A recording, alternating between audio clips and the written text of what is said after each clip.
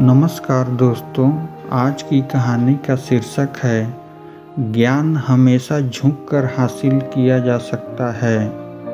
दोस्तों, अगर कहानी अच्छी लगे तो चैनल को लाइक और सब्सक्राइब करें और बेल आइकन को ज़रूर दबाएं।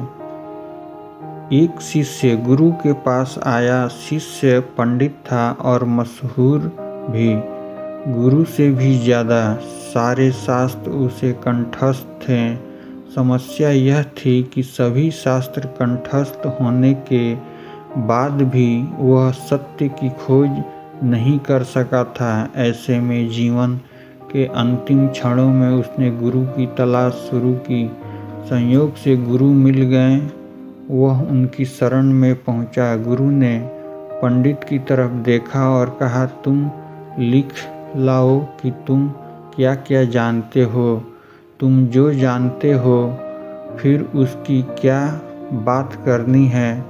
तुम जो नहीं जानते हो वह तुम्हें बता दूंगा।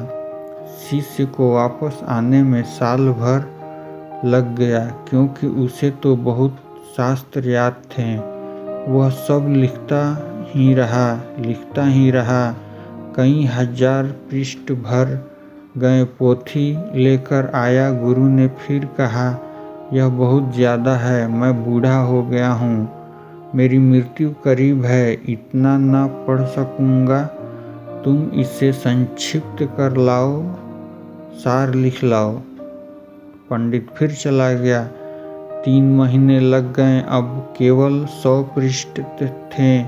गुरु ने कहा, मैं यह भी ज़्यादा है।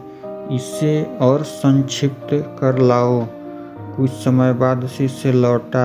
एक ही पन्ने पर सार सूत्र लिख लाया था, लेकिन गुरु बिल्कुल मरने के करीब थे। कहा, तुम्हारे लिए ही रुका हूँ।